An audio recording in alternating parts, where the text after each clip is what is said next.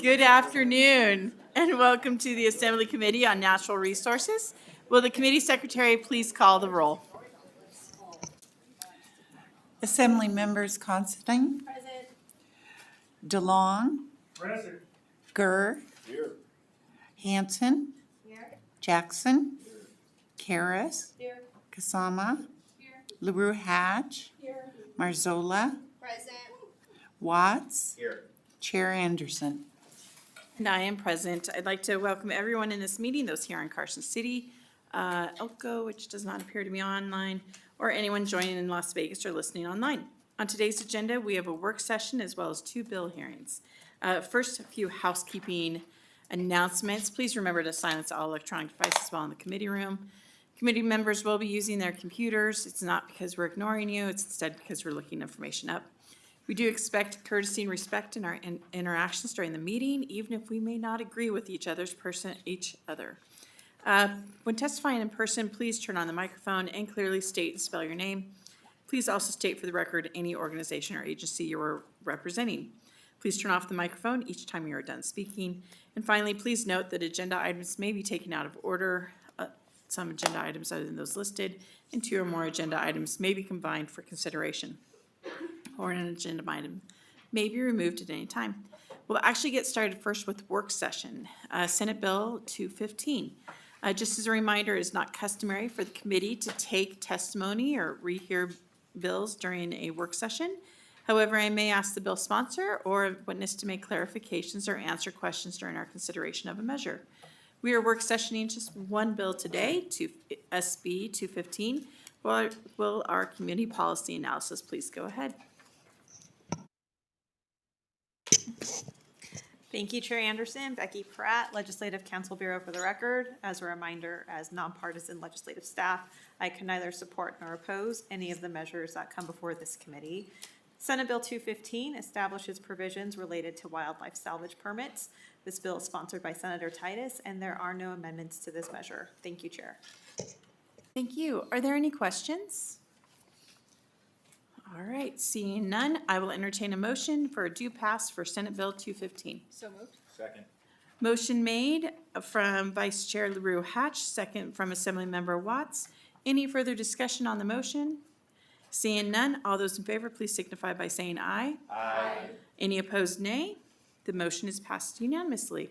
I will ask Assemblymember Watts to do the floor statement. Thank you. All right, let's now move on to our Senate bill hearings. Senator Hanson, you're more than welcome to come on up. At this time, even though earlier you should not have been, I will now open the bill hearing on Senate Bill 235, which revises provisions related to wildlife. Or, you know what? I had told you I would be going in a different order. So never mind. We'll open the bill hearing on Senate Bill 276. Which revises provisions relating to water. Whenever you are ready, you may begin. Very good. Yes, we will start with that one. I am State Senator Ira Hansen, represent District 14, which is almost all of geographical Washoe County, all of Lander County, Humboldt County, Pershing County, all of northern Eureka County, and most of western Elko County. In that area, I have the Pyramid Lake Paiute tribe, also have Reno Sparks Indian Colony, McDermott Indian tribe, and Oahe. So what happened, the genesis of this bill was actually an investigative reporter named Joe Hart from Channel 4. I got a call from some folks in Sparks and said there were some terrible sewer smells coming out of the storm drain system. And so Joe did an investigation on it, and city kind of clammed up about it. And anyway, it turns out that they had a brand new apartment complex that had been hooked up on accident by the plumbing contractor who put the sewer system into the brand new stormwater system. Couldn't tell the difference, both green pipes. As some of you may know, I'm actually a plumber, plumbing contractor, very familiar with this whole scenario and what happened. And what happened was they just hooked it up to the wrong pipes. Whether you realize it or not, in every city there are 2 sets of drain pipes in the streets, one for rainwater and one for sewage. Got them backwards. So for about a year, this big apartment complex was dumping sewage into the stormwater system. Estimates of about 2 to 2.5 million gallons of sewage flowed into the Truckee River, and that ended up going downstream to the Pyramid Lake Paiute tribe. When Joe Hart was doing his investigation, the tribe got involved, got a hold of their lobbyist. Mr. Will Adler is sitting with me. Will got a hold of me and said, hey, we got a real serious problem here. So that is the genesis of the bill. And what happened at that point was we tried to figure out what had happened, how did this accident happen and who's responsible for it. Turns out that actually the Washoe County Health Department had been contacted, but hadn't contacted anybody else. At that point, they had corrected the problem, so it had stopped flowing into the river. But nobody notified anybody downstream that had occurred. So the purpose of this bill is to make corrections on that, and that is what Mr. Adler, who's been the one handling this, I'm going to turn it over to him. I will say before we go to Will, that we also have in the audience Jennifer Carr, who's the head of Nevada Department of Environmental Protection, has done an outstanding job helping coordinate this and get this straightened out. Also, James Settlemeyer, director for the Department of Conservation Natural Resources, worked overtime too, helping to coordinate this. So this bill is a cooperative effort by a lot of people to try to make sure that this situation, if an unfortunate thing like this happens in the future, is everybody involved is properly notified. And with that, with your permission, Madam Chair, I'll turn it over to Mr. Adler. Hello, Assembly Committee on Natural Resources. My name is Will Adler. I'm here representing the Pyramid Lake Paiute tribe, as Senator Hansen said. Senate Bill 276, in its current rendition, is actually a piece of compromise. So I think speaking to the bill in front of you as it is helpful, because truly we try to come to a consensus between the division and the tribe and myself on what could be done to make sure these instances do not happen again. But we did not want to recreate the wheel, and we did not want to have a very large fiscal note, as one can see. But to do this, we actually came to a pretty good piece of language, whereas most of the bill is reduced to Section 3 of the bill. But in the instant that a governmental body, be it a county, a city, a water district, or somebody who is based around the whole of, say, a mass water discharge permit or something like that, be it in this case, the city of Sparks, they shall, in this case, report mass sewage or other known hazardous events and waste instances that go into a body of water or a particular area of note. In this case, it is sort of stormwater drain and wellhead ports, because in this case, there was sort of a lack of understanding, whereas Nevada has regulatorily a spill permit, and spill permits are for commercial property owners or for private residents to fill out a notice of waste spill or icky stuff getting near water, but there wasn't a mandate for governmental bodies, be it cities, counties, or districts, to do likewise. So the simple form of getting to this is we are mandating that in the future, governmental bodies shall fill out regulatory spill reports. There's a website, there's a page to do that today, so we don't have to create a new entity. And they can use either the web page or a telephonic method to report these. There's no harm in over-reporting. The division even said they like to have multiple reports for the same spill. So if Sparks sees it, Washoe County sees it, and the sheriff's officer see it on site, each entity can each file their own spill report today, but this shall mandate or encourage them to do so in the future. Thank you all for that understanding. I'd love to answer any questions related to the rest of the bill if need be. Again, thank you, Senator Hansen, for bringing this bill. You are the perfect senator and plumber for this issue, and for everyone else's supports on this vessel. Thank you so much. Very good. And with that, Madam Chair, that's pretty much the conclusion of our testimony, but we'd be happy to answer any questions. Great, I do have a few. First, we'll start off with Assemblymember DeLong. Thank you, Chair. Thank you very much for the bill presentation and bringing the bill. It sounds like it's a good thing to put into statute. Is there a provision, or maybe it's already in statute, what if there are downstream surface water users that are irrigating with such effluent? Do they get notified? Particularly if they're growing edible crops for human consumption. That Will Adler, for the record, that is probably a question best answered by the division. But to date and now, when spills do happen, the division has a reporting duty where they have to actually investigate spill reports as they do come in. And depending on the validity of the port, how much was spilled, or where the spill went, there is a follow-through process where today they are supposed to notify the impacted parties downriver. We explicitly state in the bill that tribal governments should have that additional notification from the division directly to them, because there's this sort of, feeling of outside entity when it comes to sovereign nations and making sure that they do have that additional reporting. But to your note, the additional draft of the bill actually stated that every impacted body downstream, be it irrigation or effluent use, could have a notification mandated by the government to them. But we figured out there's too many parties at play there, where Sparks, for example, would not know exactly whom would be downriver from them. But at this point, at least the division does get the spill reports. They do have the mandate, but it is a process they already incorporate. So the onus should be on them and sort of continuation of their current practices. But I can't speak to how notifications actually hit individuals to date. Thank you. Thank you, Chair. All right, next up, Vice Chair LaRue Hatch.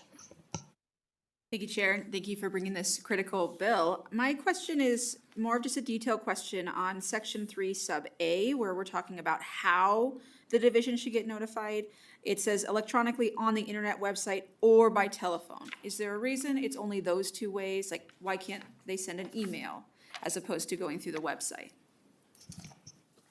Will Adler for the record, again, speaking for the division slightly, but there is to date a spill report website and a mobile app that is usable on your phone today. You can take a photo of something, you can actually submit it on your phone. So we want to make sure you didn't have to fill it out on the website version of the spill app, but also telephonically or on a mobile unit, and or there's a number you could just directly call in today to a current spill line that exists. It's staffed, it already has participation from the division. So we just want to empower people to use that current format and make it clear that those are the two stated ways to use it on the website. Call them or use the website.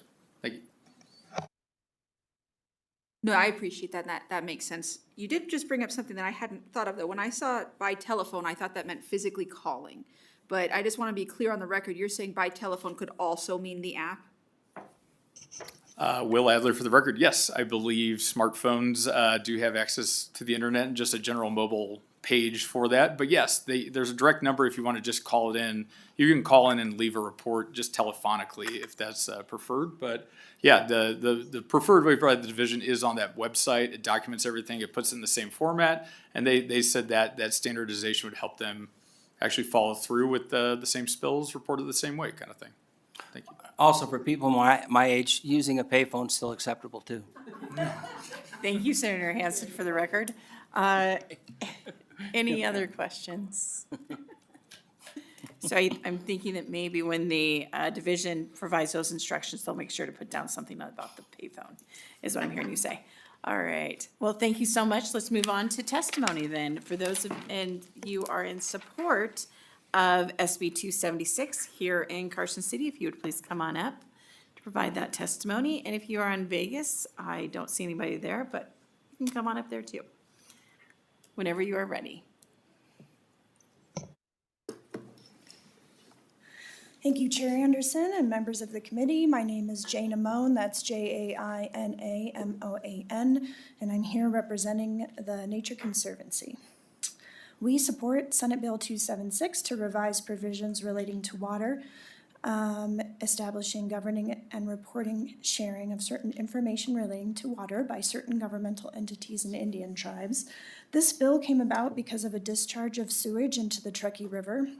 And in addition to impacting the community at the Pyramid Lake Paiute tribe, it also affected all downstream users and property owners, and that includes the Nature Conservancy. We own and manage the McCarran Ranch Nature Preserve. And so the Nature Conservancy supports this bill because our waters are better managed when everyone is informed about the permitted and accidental discharges to the rivers that support nature and communities. We appreciate the Pyramid Lake Paiute tribe for taking action and bringing this bill forward, and we appreciate your consideration and support for this bill. Thank you.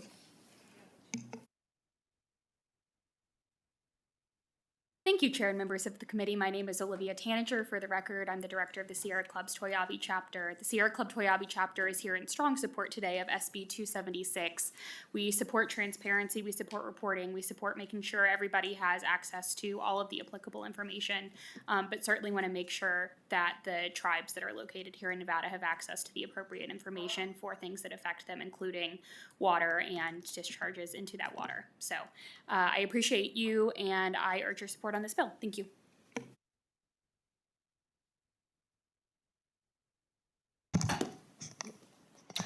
Good afternoon, Chair Anderson, members of the committee. My name is Leo Drolstoff, and I'm representing the Truckee Meadows Water Authority.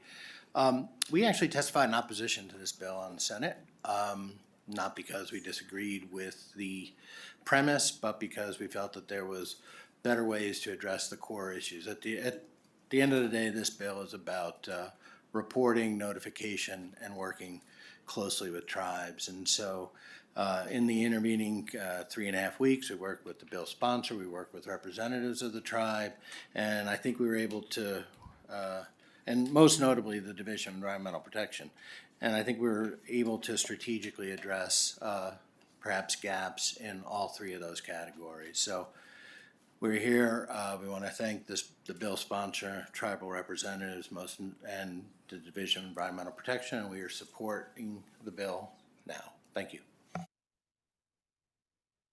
Hello, Chair Anderson and members of the committee. My name is Tristan St. Dennis, and I am the Policy Associate with the Nevada Conservation League. Nevada's waterways supply drinking water to residents across the state and sustain wildlife habitat. As the driest state in the country, protecting the quality of our limited water resources must be a top priority. Nevadans care deeply about the protection of our water resources, with recent polling showing that 86% of Nevadans are concerned about the pollution of rivers, lakes, and streams. Transparency is crucial in ensuring the health of our water resources. We urge the committee's support. Thank you. All right, anyone else here in Carson City, Las Vegas? AVH, is there anybody who's on the line for support of SB 276?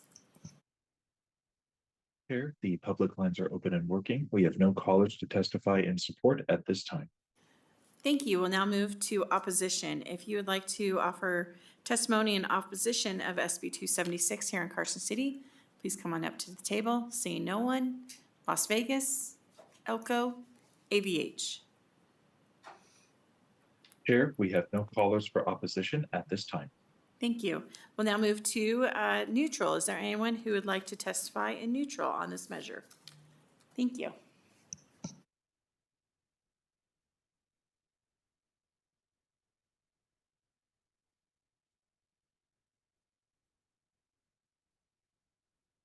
Good afternoon, Chair Anderson, Vice Chair LaRue Hatch, and members of the committee. I'm Jennifer Carr, C-A-R-R. I'm the administrator of the Division of Environmental Protection. The division is neutral on Senate Bill 276. We did work with the proponents and a number of other folks during the Senate process and landed, we feel, in a good place in reprint 1. We think this is a good clarification on certain release reporting elements, and we're happy to move forward with it if it's passed. I would note we don't have specifically an app associated with our spill reporting hotline, but there is clear information right on the front page of our website where people can log in and report a spill or call. There may even still be a fax number if that helps anyone. We still have a fax machine, so thank you. Thank you so much. Thank you for coming to the table in neutral. Anyone else here in Carson? Las Vegas? Elko? AVH? Chair, we have no callers for neutral. Thank you. That concludes our testimony on SB 276. Would you like to make any closing remarks?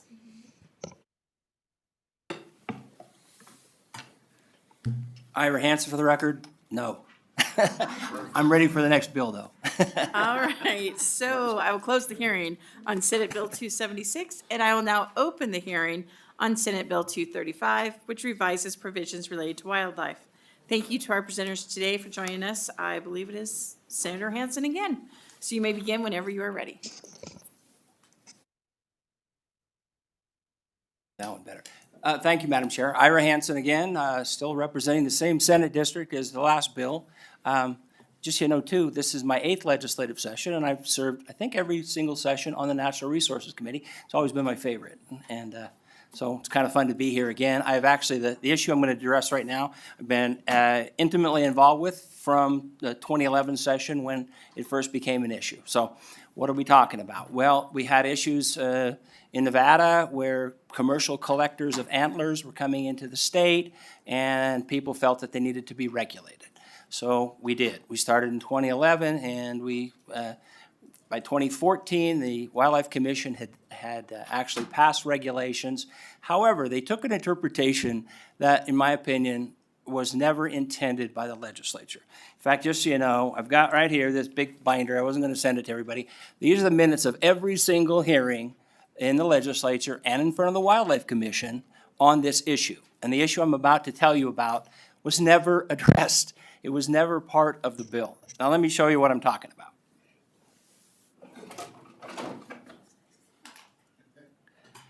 This little guy, this is a small Nevada mule deer buck.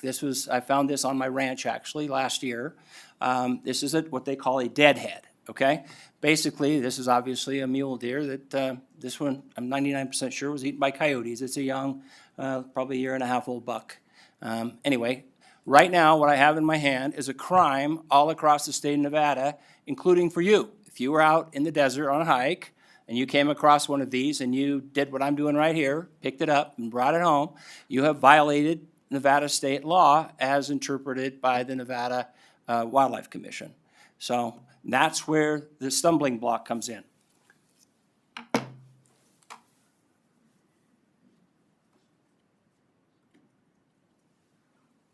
Oh, you still around? Come help me out. Ah, there we go. Okay, thank you. Now, what this is this year's big game application. For if there are any hunters on here, this is the book that you would turn to. And let me see if I'm doing this right. Click on that. Yeah, you'll notice it's kind of hard to read. And under know before you go, at the bottom it says, it is unlawful to pick up antlers still attached to a skull, deadhead. That's the current way they're interpreting this. So this is a crime, okay? Everywhere in all 17 counties in Nevada, for you to pick this up is a crime. Go back a little further here, we go. This was last year's big game application thing. And by the way, at this point, when this came out, I had already had conversations, because I'm also serving on the Legislative Commission. One of the things the commission does is review regulations to make sure that the government agencies' regulations are in compliance with the intent of the legislature. They had not been. In fact, Senator Scheibel and I had worked hard. We blocked a regulation on this very issue in 2018, and there was a current one, which I'll show you in a minute, which they never brought because we let them know it was going to be blocked. And I reached out to the governor's chief of staff, Ryan Cherry, and talked to the NDOW guys, and they assured me that what you're going to see in a minute here wasn't going to happen. So this is the print version. I picked this up at Mark IV and Strike. For those of you familiar in Reno, it's a very prominent, long-time sporting goods store. And in it, you'll notice there, at all times, skulls with horns or antlers attached are unlawful to collect or possess if found. Okay? Next page over, same thing, shed antler hunting. It is unlawful to pick up antlers still attached to a skull. Now, it was weird, because after I got that at Mark IV and Strike, I got a hold of Ryan, got hold of NDOW and said, hey, what's going on?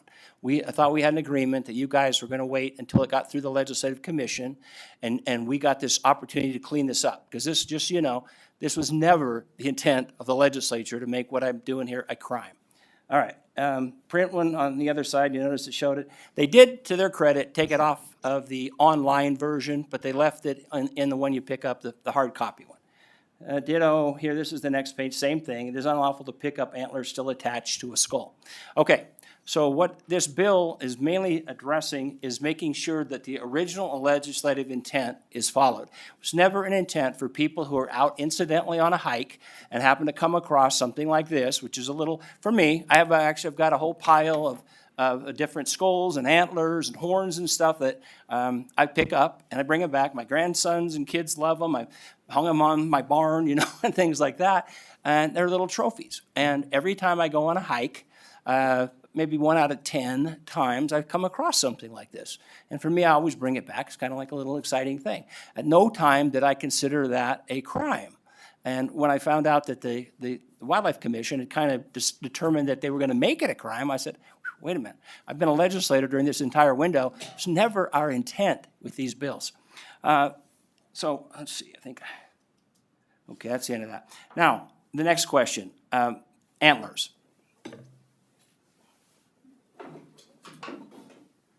Now, right now, in the following counties, get it on the record correctly, Elko, Eureka, Lander, Lincoln, Nye, or White Pine counties, from January 1st to April 30th, what I have in my hand now is illegal. You cannot pick these up in the state of Nevada in those counties during that window of time.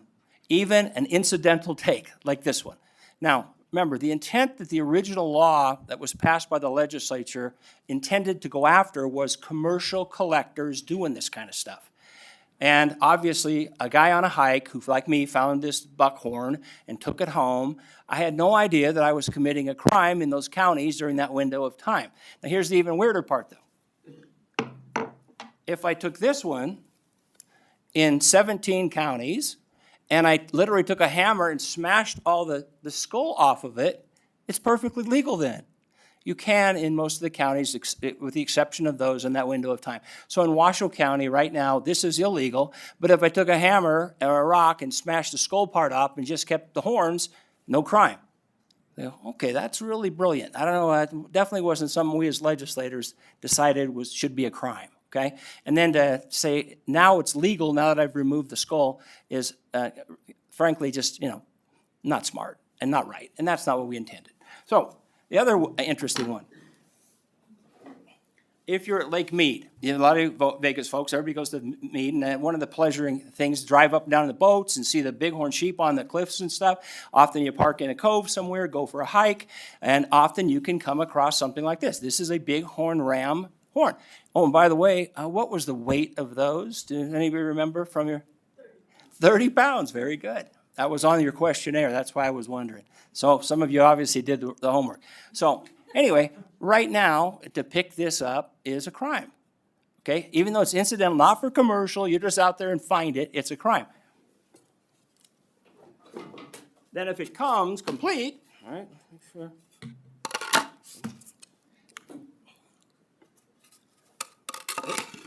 Well, that is a bighorn sheep deadhead, and that's completely legal. And I'm sorry. By the way, I did this in the Senate, and I have Senator Scheibel, who's a vegan, and I have Senator Cruz Crawford, who's also a vegan, and I double checked beforehand to make sure, because I see at least one person kind of like, oh my gosh, I can't believe you're doing this. We're all good. We're big boys and girls. It's okay. With one minor I think exception, you were just perhaps. trying to I really didn't want to get a offend chance to anybody. have I some realize water. that It's all this good. is kind of a touchy thing. My point with all this is if you found something, I found this on Stonewall Mountain by Goldfield. I found another one in the Desitoyas in central Nevada, and I found another one, I can't remember where I found the other one. But anyway, I got 3 of these that are real trophies for me. I'm excited to bring them back. I had no idea it was breaking the law. And should it be a law that's being broken? And that's kind of the biggest question that I'm asking you.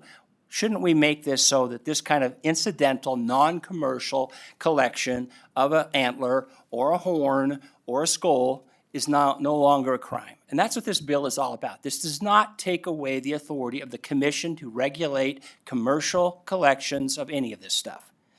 It does, though, remove the crime of simply going out on a hike and finding something like this. And so then the question comes up, well, how do you prove that it's not commercial? Well, in America, everybody is innocent until proven guilty.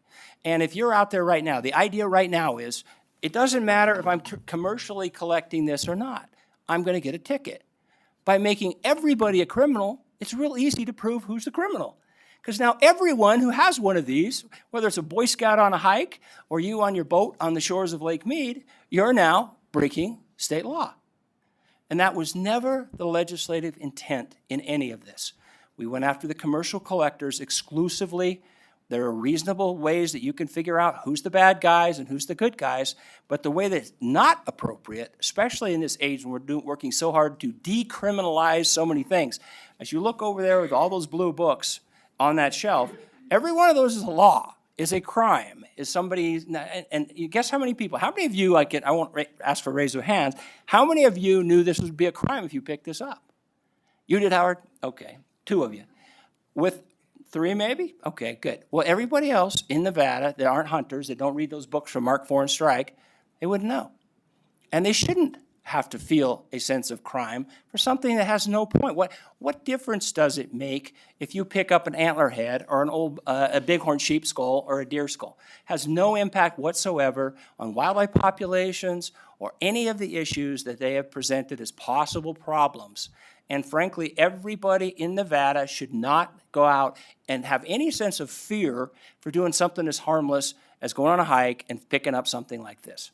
So, the other part, real quick, by Irish standards quick, so not always quick. Elko, Eureka, Lander, Lincoln, Nye, and White Pine counties from January 1st to April 30th, that's 65,000 square miles of Nevada. And you'll hear from, I talked to one of the wildlife commissioners today, and they told me that basically they don't want anybody out in those areas because they might disrupt deer or elk that are in their lowest period of time in the end of winter when they struggle the most. And I'm thinking, you're going to lock off 65,000, that's more than half of the state of Nevada. Basically, nobody can go in. And then they say, well, there are people that will chase them with 4-wheelers. And I said, okay, well, if that's true, we already have a law that makes that illegal. NRS 503010. Except as otherwise provided in this section or subsection, it is unlawful to molest, rally, stir up, or drive any game mammals or game birds with an aircraft, helicopter, or motor-driven vehicle, including a motorboat or sailboat. It's already against the law. So if they think there's somebody out there chasing deer or whatever on 4-wheelers, then they have the law in place already to punish them if necessary. Instead, we've got this giant blanket everybody's guilty attitude where people that are doing completely innocent, harmless things, simple as going on a hike and picking up a horn or an antler, are now criminal. And by the way, that punishment, the Department of Wildlife has a demerit system. I'm very familiar with the demerit system because in 1995, it was my bill. I actually presented it to the Nevada Legislature. Seriously, wasn't a legislator at the time. Anyway, 12 demerits makes you lose your hunting, fishing, and trapping privileges in Nevada for 3 to 5 years. If you get caught with this antler right now under commission regulations, it's a 9 demerit citation. So not only are you getting fined for doing something that shouldn't be a crime in the first place, you're only 3 demerits away from losing your hunting, fishing, and trapping privileges for up to 5 years. The more you dig into this, the stranger it gets. So the purpose of the bill, obviously, you know, it's to simply make sure that the Wildlife Commission can still regulate commercial taking, but we have to put a little of a parameter on it, and that is people that are having incidental, non-commercial collections, whether it's a horn, an antler, or a skull, will not be held criminally liable. By the way, the language for this bill came from a statute in Arizona, so it's already tried and true. You'll notice it talks about old dried up things like this. And then there's no reason to say, well, what if it's a freshly killed buck and maybe it was poached? Okay, well, we don't say in this that is off the table. In fact, this says very clearly, if you read the language, it is old, weathered bone. And also, just so you know, there is also a new law being proposed by the Wildlife Commission to make all skulls, whether they have horns or not, something that you have to take photos of, that you have to send them the GPS location, and then after they review all that, they may allow you to keep the skull. I'm not talking a skull with horns. I'm talking anyone. That's why in that bill it also says all bones, all skulls, all skulls with antlers or horns. And I could read that to you, but I think I can see you're glossing over a little bit already, so time for Ira to be quiet. I would be happy to answer any questions. I hope I've covered it in depth, but if there's something that somebody has issues with, I'd love to have a chance to answer those. Well, it has been entertaining, and thank you for all the props. So there are a few questions. I'll hide them now for certain people. Okay, so we're going to start off with Assemblymember Watts, please. Oh, thank you, Chair. I will endeavor to keep this brief. And Thankfully, it doesn't look like any of Endow's wardens are here. Maybe they're waiting outside the door for you to exit with your bag of props, Senator. I'll ask for a jury trial. Ira Hansen for the record. So I have a few thoughts, so I guess I'll get those out of the way. I mean, you mentioned that there's a regulatory proceeding already ongoing at the commission that it sounds like is trying to address and clarify some of these issues. So that instantly makes me kind of wonder what the purpose for this bill is. And maybe a couple of the questions that I have related to that are probably best addressed to the agency, but I'll hold on that for the moment.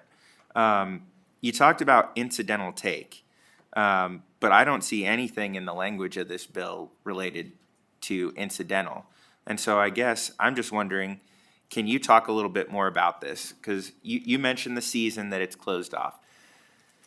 Not only are those animals, kind of struggling at that point, and we want to keep the pressure off of them to hopefully have the best recruitment possible, but also towards the end of that season is when deer, elk, and et cetera are shedding, and those sheds are fresh. And so that is a time when we knew that there was a lot of pressure out there. I was out in Lincoln County, probably in White Pine too, before this was put into place. Actually found a great pair of matching elk sheds, and came back in one day in Panaca, one day in Pioche. And there was a guy with a trailer offering to buy sheds off of people to ship them to China. And saw somebody driving out on the roads with their pickup full of antlers. So I guess under this, I'm just concerned this is opening up a gigantic loophole where somebody gets caught during this time and they say, oh, it's not commercial, this is just recreational. I just have this pickup full of sheds for fun. So how would that be addressed? Well, thank you. Ira Hansen again. Very simple. That would be a criminal act, but they would have to prove that. If they have a game warden there and there's somebody standing there selling those antlers, like it was you, and if it sounds like this, in this case, it's in the proper time frame in the proper season, then that would be regulated as it is currently. This is no loophole. Now, if it's just simply, remember that if they don't sell those, if you didn't sell those, then you haven't committed any crime, okay? The crime is if it's a commercial act in a season where you can't do commercial acts. Sounds like when you were there, because there was some sort of a commercial antler buyer there, that you were doing everything perfectly legally. And so even if you didn't intend to sell them, but then you do sell them in the season, no crime. Now, if you had found those elk antlers and you go into town and you're telling everybody at the bars or wherever that, hey, I got these antlers and I heard they're worth big bucks, anybody want to buy them? And it's in the window of time from January 1st to April 30th, then you would be committing a potential crime. But in your innocence of just picking up those antlers and then wandering into Caliente or wherever you were, that's no crime, and that shouldn't be a crime. And for people that find these things, if somebody is out there in the wrong season, actually collecting the antlers, okay, and then stockpiling them up somewhere, well then obviously they're doing it for a commercial purpose. But again, this isn't the Judiciary Committee, but one of the most fundamental rules of law is the state has the obligation to prove every element of a crime. You never have to prove you're innocent on anything. That's why you have a right to remain silent, and this is a criminal act. So if, in fact, somebody was out there doing something, the warden would have to observe them, and they have an open field doctrine. They can do that, spy on people basically anytime they need to. And if they think you're doing something for a commercial intent, that isn't changed one bit by this. Now, if you come off the hill with those antlers and you have no clue about these laws or anything, and you're showing, hey, these cool, look what I found, that shouldn't be a crime anyway. And even if you did it during that that January 1st to April 30th window, it still shouldn't be a crime. You didn't intentionally bring those off the mountain to sell them to anybody. And that's how 99% of the people that are out hiking or doing whatever are. So when they come across stuff like this, the idea that you would penalize them or even make them worried about it, or do like this where you have, is unlawful in the entire state of Nevada to have that, I mean, that's crazy. So I can break the skull off and now it's not a crime anymore? I mean, so the idea that we're opening up a dangerous window, first of all, just so you know too, I've been doing a lot of homework on this. They made so many claims back in 2011 that there are all these people coming out of Utah that were coming into the state and using helicopters and four-wheelers and snowmobiles. Even heard one where they were supposedly stringing wires between trees and then chasing the elk through these trees with four-wheelers to knock their horns off. And then some guy ran into the wire and got his neck severely cut. And so I got a hold of every single sheriff in every single county in Nevada, not just these ones, and every game warden. And guess what? None of that has ever happened. There hasn't been anybody chasing them with helicopters, snowmobiles, four-wheelers. And when they did the investigation back in 2008, they found zero evidence of that happening. But because it might happen, we passed all these laws. And if you go back and read the hearings from 2011, you're like, none of that stuff's happened. Just so you know, since 2014, total number of citations issued on this, 14. 14, okay? And the top fine out of all that was $450. And I got to say, at least 3 of them were, I'm 99% sure, Hispanic people that didn't know the law, okay? And they got the tickets because they're out gathering, picked up some antlers, and some warden or whoever talked to them, and they probably, would you sell these if you could? Yeah, why not, you know? So anyway, we got to be real careful about this. In my mind, what we need to do is decriminalize everything possible and not make people criminals who haven't done anything wrong. If it's a commercial collector, you got a point. And that's already in regulation. Nothing changes in this law on that. All right, at my own risk, I'm going to follow up on that very extensive answer of yours. Great to hear that you're a proponent of decriminalizing everything. Not everything. I am on stuff like this, definitely. We have way too many laws. We really do. And I think one thing that we can agree on certainly is that somebody who does happen to be out there and not aware of some of the regulations that are in effect shouldn't be overly punished just for that.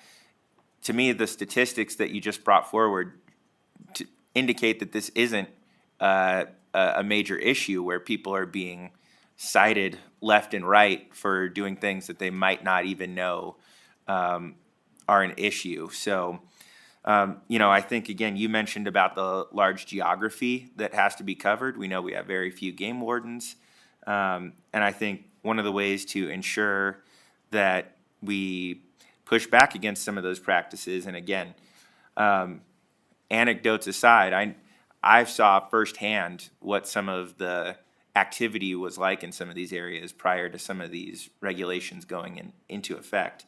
I think one of the simplest things is if you get caught in this area doing this during this peak period and this period of concern, you're going to be, and you get caught, if it's questionable, you're going to be told that you can't do that. And if you're clearly doing it for these commercial purposes, then you're going to get cited. So just a little bit more of a comment on that, because I do think that fundamentally the issue that you're raising, I think, is one that we fundamentally agree on. I'm just not sure that based on what's actually happening on the ground, that this is actually a problem that needs a legislative solution. What's the question, Howard? No, I'm just kidding. Ira Hansen for the record again. Look, the idea that there's only 14 tickets because there are concentrated areas of Nevada where the deer herds will migrate to. Okay, we know that. And those, obviously, the wardens would be watching those for situations where they are out there possibly chasing them on four-wheelers. It's not like overall 64,000 square miles we're talking about. There's herds of mule deer, elk, or antelope, okay? So there are concentrated areas in those winter windows when they will be there. The wardens are very much aware of that. And the idea that, well, yeah, you'll hear this a lot. Well, each warden covers 20,000 square miles or whatever. Well, the reality is that wildlife populations are concentrated in very specific specific geographical areas. The bulk of Nevada, if you go out there in those big, broad valleys, you may see a few coyotes and some antelope, but you won't see any mule deer, and you won't see any elk. And until you get up on rocky ridges or places like that, you won't see any bighorn sheep. There are very specific areas that biologists know there are concentrations, and the wardens know as well. So the reason there's a very limited number of tickets is not because the wardens aren't aware of it, it's simply because there aren't that many people violating these laws commercially. Now, if they start going after everybody, like me, who picks up a horn and just gives everybody random citations, those citations could spike. But I think we all would agree that that shouldn't be something that we are going to criminalize. Secondly, the idea of decriminalization. Look, the biggest problem in Nevada, as far as laws, isn't really so much NRS as NAC.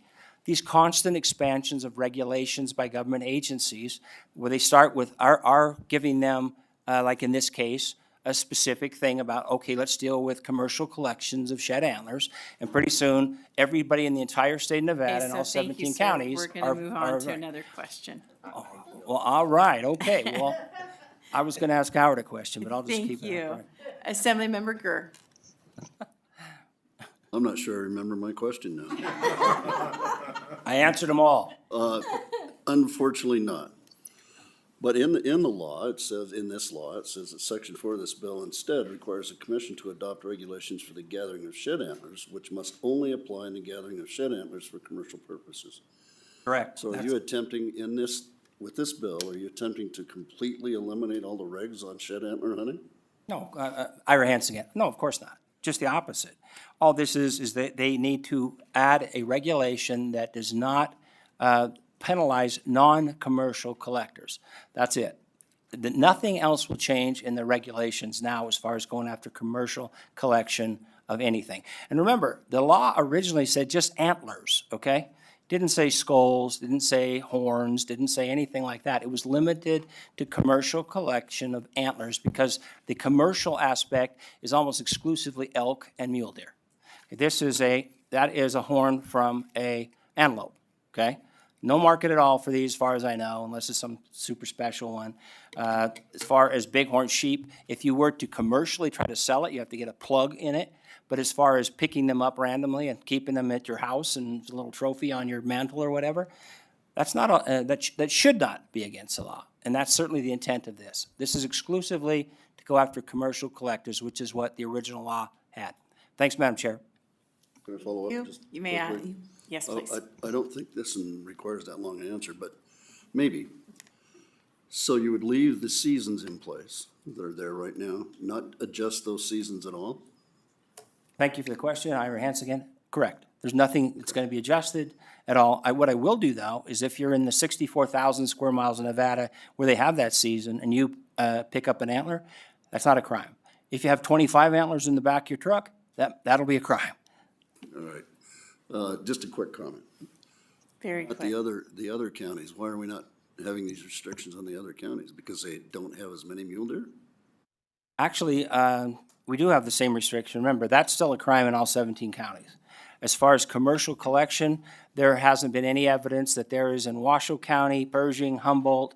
It is mainly the eastern section. And I got to tell you right up, just so you know, after studying this for a while, real quick, the real genesis of this bill is commercial collectors in Nevada that resent the competition from out-of-state people. That is the whole reason that it's all on eastern Nevada, why all the original testimony came from Lincoln and White Pine counties, because there are commercial collectors who are Nevada guys who resented the fact that people from Utah especially, but also California, would come to Nevada and commercially collect. And I've tried to get the Wildlife Commission, just so you know, to have a staggered season. To eliminate that problem, you allow the Nevada collectors a month first, like we do with so many other things, and then you open it up to everybody. But they haven't done it, and to this day, once they do authorized collections of antlers, there's no carve-out for Nevada people to have first bite at the horns. It's everybody goes at the same time. So that is something the regulations, and I've talked about it to them for several years, haven't done it. Thank you. Thank you, Senator. Thank you. Vice Chair LaRue Hatch. Thank you, Chair. At the risk of another question, I just want to ask, what are the restrictions for this on federal lands? Thank you, Ira Hansen. I don't know if there are any. As far as I know, I've talked to BLM. The law enforcement guy for BLM is a guy named Blaine Parnell. There are no restrictions on gathering sheds on the federal level that I'm aware of. And I did ask him about it, and he said, as far as he knows, it's perfectly legal. And those things are regulated on a state level, like all wildlife management things for the most part. There's a little bit of federal oversight on some stuff. Now we got wolves and stuff coming. But yeah, so federally, that would be, as far as I know, there are no restrictions at all on that. Thank you so much. Any further questions of the senator? All right. Thank you, Senator Hansen, for presenting and the props. I am actually going to go in a little bit of a different order because I know that there was, on my way in, I was asked something of the departments. So I'm going to ask Mr. Janae if you would come on up to possibly answer a few questions. This is not testimony, but usually when we do neutral, you only have so much time. And so I'm kind of going in a different order because of that. And so I believe there was a question first from Assemblymember Watts. Thank you, Chair. So could you just talk a little bit, I know this has been a many years process, but if you could just talk a little bit at a high level about what the department was seeing, the problem, and then kind of the action that was taken and what you're kind of seeing on the ground now, particularly as it relates to shed antlers, I think that would be helpful. Thank you for the question, Alan Janae, for the record. So when I look back at this, as Senator Hansen has referenced, is back in 2011, this issue was brought to the legislature, but it was brewing long before that in the rural counties due to this shed antler. It was kind of a novel thing. It was something that took off early 2000s and started growing where people wanted to go out, and it was yet another opportunity to recreate on the landscape. And for those people who like big game, it's a pretty cool thing to pick up a shed antler. But in 2011, it kind of culminated and came to a head, came here to the legislature. The legislature passed that NRS 503655. Senator Hansen has referenced, which basically said the commission shall adopt regulations for the taking of shed antlers. As used in this section, shed antlers means antlers which have naturally been shed by any big game mammal in the state. So at that point, that gave direction to the commission, the Nevada Board of Wildlife Commissions, to go develop regulations around naturally shed antlers. That action was taken and culminated in 2018 with the passing of NAC 503172, which was the regulation that Senator Hansen has referenced here for those limited counties. And it was basically, as you may or may not be aware, the Nevada Board of Wildlife Commissioners have a public process. County advisory boards in 17 counties provide input into the process, as well as the public that attends their meetings. When they do a meeting, they actually hear the regulation, the draft regulation that's developed at one meeting, and then they'll actually vote on it and pass. And so at that time, they passed this regulation, which basically was these limited counties, and that only during that time from January 1 to April 30th, you cannot hunt shed antlers.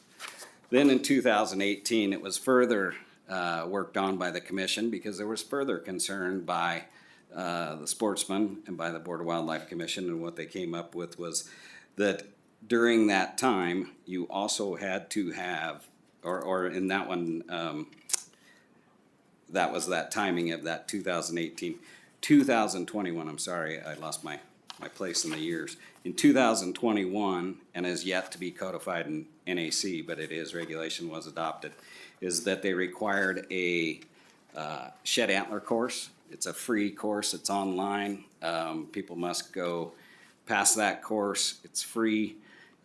Basically, we've seen upwards of 2,500 people take this course. And if you're gonna hunt antlers during that period, from April 1 to May 31st, you basically have to have that course. And also at that time, as Senator Hansen referenced, which was also to address the perception of people willing to challenge the regulations, was they did adjust demerits. And so if you're taking or gathering shed antlers in certain counties between May 1 and January 30th without a certificate, raises it up to 6 demerits. And I can't find the 9. But anyway, that's the history of how that developed. As I mentioned, back to the original conversations, I can remember because I was in Elko County in the early 2000s, and there was a lot of activity on shed antlers. Probably one of the greatest hot spots for Ruby Mountains deer herd is Green Mountain Bench. And at that time, you could literally go out there and you could see hundreds to thousands of deer. But you could also travel that road and you could sit there and see guys basically combing the hills, still snow on the hills, pushing those animals, and that's where that concern came from the sportsmen. Others, as referenced, there were probably some others that were much about trying to limit the competition, but there were multiple degrees of interest around this subject at the time. Thank you. And so as a result of those actions taken by the commission, has the department noticed a decrease in some of those activities that were seen previously? Thank you for the question. Again, for the record, Alan Janae. So in general, I would say what we have seen is a pretty light offense rate. This year, we have had 8 individuals that have been cited. One of them was actually a double dipper. Actually cited once, came back into the state and cited again. And this becomes to the point of, you know, for some of these people, what these antlers are worth or what it's worth to be the first one to pick those up. So this year was a blip. As previously mentioned, I think the best year prior to that was somewhere in the neighborhood, I've got my notes here. If you could give me 1 second. The next best year was 2020 when there were 7 violations in 2020. Thank you. And then just following up on that, can you just talk about the agency's approach to enforcement? You know, if they find somebody who's out, you know, maybe who's a local, who's unaware of the regulations that are in effect. And it was mentioned that the commission is also working on something related to deadheads. So can you just talk maybe to each one of those, to shed antlers, if they happen to be in those counties during those limited times and therefore not complying? But if you Or- could make them pretty quick Yeah. answers. Or deadheads? Thank you. Yeah. How's that handled? Thank you for the record. So, very succinctly, unfortunately, my law enforcement division is up and in service right now, and so I couldn't have a law enforcement presence, but I did ask them about this, and they said, yes, you know, when it's clear that an individual is not there for commercial, it's not, or, you know, for that sole purpose of collecting. There are people, I used to go out and pick out up antlers myself. I came out with quite a few. Did I commercially sell? No. But there are people that are out there for that recreational opportunity, but either whether they're driven by commercial or they're driven by recreational, is you can't tell it at the time except for the sheer amount that they're picking up. The occasional individual that's gonna pick up a small antler, that's gonna be a discussion with a warning, not even a written warning, just a verbal warning and a walk away. You see you out a second time and you've got multiple antlers, there would be that circumstance. As far as the other question regarding deadheads, and so this was something that was discussed in the last session. And so the department had engaged in conversations around trying to solve this deadhead problem. And so we have worked with Senator Hansen to try to find a NAC solution that could be implemented by the Board of Wildlife Commissioners that could address this deadhead opportunity. And we just ran out of time with that permanent regulation timeline. So we couldn't get it at the time, but this is something that we would also like to address. But figure it's something that would be best addressed through the commission so that it can be something that is more flexible and can be not have to come back to the legislature on every other year. Thank you. Assemblymember Hanson. Thank you, Chair. Thank you for being at the table to take some questions. So I'm hearing about, we worry about the pressure on some of these animals during these months when they're at their lowest, so kind of closing off those areas. So I think about what pressures they're under, weather conditions, feed conditions, but I think about predators probably being a big factor, and not necessarily human predators, but other animal predators. Can you tell me what kind of predator controls that are going on when those animals are at their weakest that maybe would help take the pressure off of them? Thank you for the record, Alan Janae. And so during the winter period, there is probably sport harvest by recreational, predator hunters or trappers that can be occurring during those months. But also, as springtime does come along, there are predator control projects that are implemented through NDOW's $3 predator fee. And that is by typically using U.S. Department of Agriculture and APHIS to target fawning areas where those animals may be moving to and having fawns. And so that's typically that kind of period. Typically not on their winter range because we're trying to be more targeted and trying to get to where they're going to fawn. Great. Thank you so much for coming up to the table to answer those questions. I know that was a bit of a departure from what we usually do, but I also know there's some questions about it. All right, so now we'll move into testimony and support. If you are would like to testify in support of SB 235 here in Carson City, come on up to the table. Seeing none. Las Vegas, Elko? Seeing none. AVH. To testify in support of Senate Bill 235, please press star 9 now to take your place in the queue.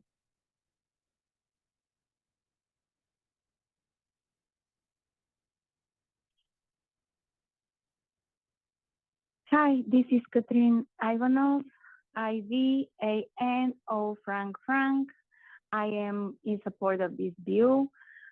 Even though you say not too many people have been cited and it hasn't been used that often, after the experience as a parent that wants to know what her kids are taught in school, and the government putting their whole power behind to try to arrest us and label us as actually domestic terrorists, I don't have anything that can classify me as that other than I'm a parent that I don't want my kids to be taught pornography at school or anywhere for that matter, but at least at school. And I don't have a lot of trust in the government, not to mention that this legislature is the one that is passing a bill that parents are not even allowed to see what kind of books the kids are reading, which is disgusting. I'm just pointing that to say that I don't trust the government. Excuse me, can you please stick to the bill that we're hearing at this time, which is Senate Bill 235? Yes.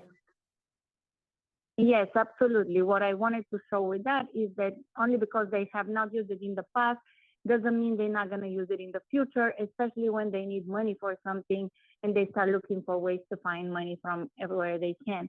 So I hope that you vote yes on this bill and just avoid that in the future and avoid us coming back a few years from now talking about the same thing after a bunch of people have been hurt.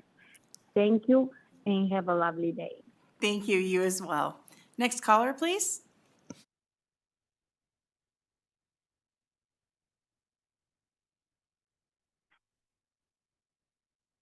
Good afternoon. This is Tammy Romo, TAMI-ROMO, and I support this bill. Thank you, Ms. Romo. Next caller, please. We have no additional callers for support testimony. Thank you. We'll now go to opposition. We'll start off here in Carson City. If you're in opposition, please come to the table.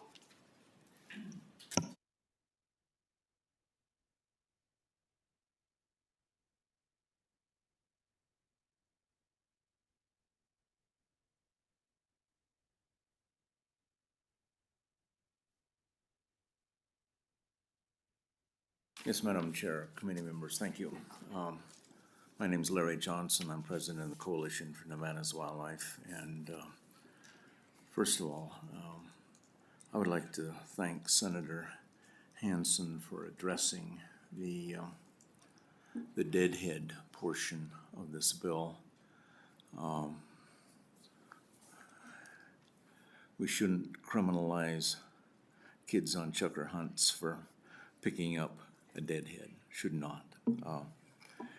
Every rancher, me included, has a whole series of these tacked to their barn and so forth, and needs, that portion of this bill needs to be cleaned up. And we've addressed it previously with the Department of Wildlife, who works in strange and mysterious ways, and they're slow. Okay, we addressed this 2 years ago, and we're still not there yet. So this needs to be addressed, and thank you. There is some clarification. Someone had asked whether the federal agencies have regulations, and it was mentioned that someone on a houseboat on Lake Mead finds bighorn sheep deadheads. Both the National Park Service and the Bureau of Reclamation and U.S. Fish and Wildlife Service have regulations prohibiting picking up deadheads on their land. So is already illegal around Lake Mead, Desert National Wildlife Range, Sheldon, etc., like that. BLM and Forest Service do not address the issue. Our objections to this, to the bill, is on the shed antler portions only. And quite frankly, there is a... Mr. Johnson, if you could start wrapping up your comments, please. Okay. There's a system in place where there's a training video, you get a certificate, you're legal. It's that easy. And quite frankly, in the field, wardens really can't tell whether it's a commercial or an individual pickup. Thank you, Mr. Johnson. If you would like to submit the rest of your information to us in writing. Sportsmen Thank have... you. We must go to the next testimony in opposition. Thank you, Mr. Johnson. Lydia Teal, T-E-E-L, speaking on behalf of the Nevada Board of Wildlife Commissioners as a member of the Legislative Committee. The Commission is opposed to SB 35 in its current form as it removes the shed antler season that is very common across the West. The Commission has worked alongside the Department of Wildlife for the last several years, if not over a decade, to establish a shed hunting season, and the Commission feels that this bill would eliminate that progress. Thank you. Good afternoon, Madam Chair, members of the committee. For the record, Andrew McKay representing the Great Basin Wildlife Conservancy. I'm putting my ADD in overdrive with all these toys. So want to thank Senator Hansen. Met with him and discussed this initially when the bill came out of drafting a while back, but then particularly today. And our opposition, similar to what Mr. Johnson and the coalition is limited, to Section 4. And with respect to the shed antler provision, as Ms. Teal indicated, the Wildlife Commission has worked extensively on the issue. It's our position that we think those regulations do in fact operate well. But again, really appreciate Senator Hansen trying to take a look at this. I think these discussions are good. But as drafted, we just simply cannot support the bill. So thank you, Madam Chair.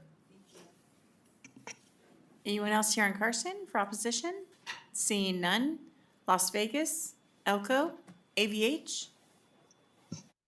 To testify in opposition to Senate Bill 235, please press star 9 now to take your place in the queue.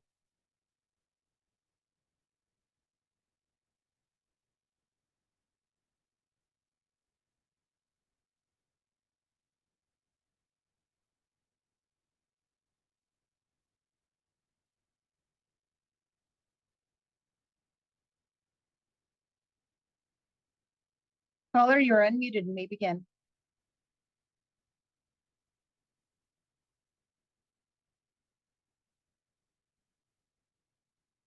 Caller, you are unmuted on our end. Is your phone muted?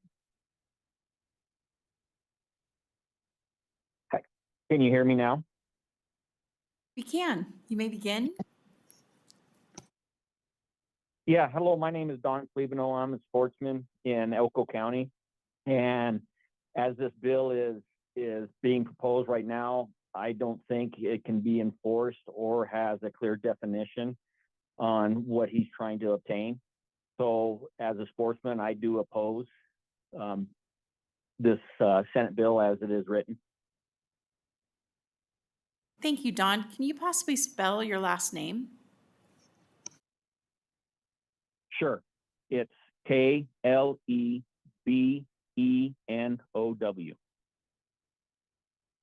Thank you.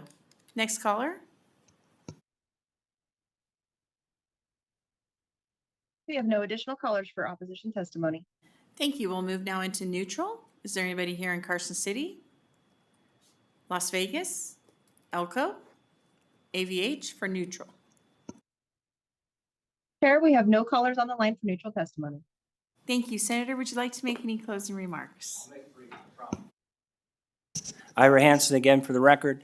I was interested in what didn't get addressed. Nobody addressed the 17 counties making this illegal. They all said that that should be outlawed. So that part of the bill, everybody seems to be in agreement on. The idea that we're going to eliminate the seasons, read the bill. It just says that the commission has to address the question of commercial versus incidental non-commercial take. And last, the idea that I haven't worked with the commission. This is the most recent recommended regulation. This is 2024, and I just want to read real quick. This is after all the stuff we just discussed, where they're going to work with me and we'll get rid of the deadhead issue. A person shall not take or gather skulls of big game mammals without obtaining a big game mammal skull tag or permit from the department. Upon finding the skull of a big game mammal, a person shall A, collect GPS coordinates of the big game mammal skull. B, take photos from multiple angles of the big game mammal skull and carcass, if present, in the found location. C, contact Nevada Department of Wildlife to notify of found big game mammal skull to receive instructions. D, present the skull of the big game mammal complete with antlers and horns attached, if present, GPS coordinates, and photos to department personnel for investigation within 5 business days of being found or collected. I'm sorry. You think they're talking, oh, let's get rid of the, we were working with Ira. It's making it worse, much worse. So let's be realistic here. It's our job to set some parameters on how government agencies do things. They're not going in the direction that they sound like they want to in front of all of you. They're going the opposite direction. They're making it a big pain in the ass for everybody. You got to get GPS locations and take pictures? Come on. I mean, this is embarrassing. Well, thank you, Madam Chair. Thank you, and I think we all know how passionate you are about this issue. So thank you very much for the presentation. We'll now move into public comment. As a reminder, you should try to keep your public comment to the topic at hand and should be 2 minutes. Anybody here in Carson City? Seeing none. Elko? Vegas? AVH? If you would like to provide public comment, please press star 9 to take your place in the queue.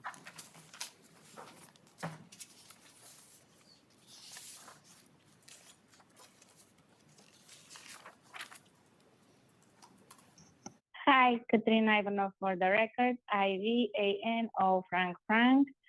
I just want to say kudos to Senator Hansen and thank you for everybody working hard on this bill.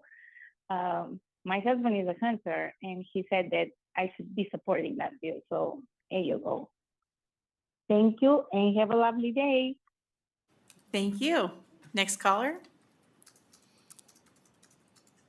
Chair, the public lines are open and working. We have no more callers choosing to give public comment at this time.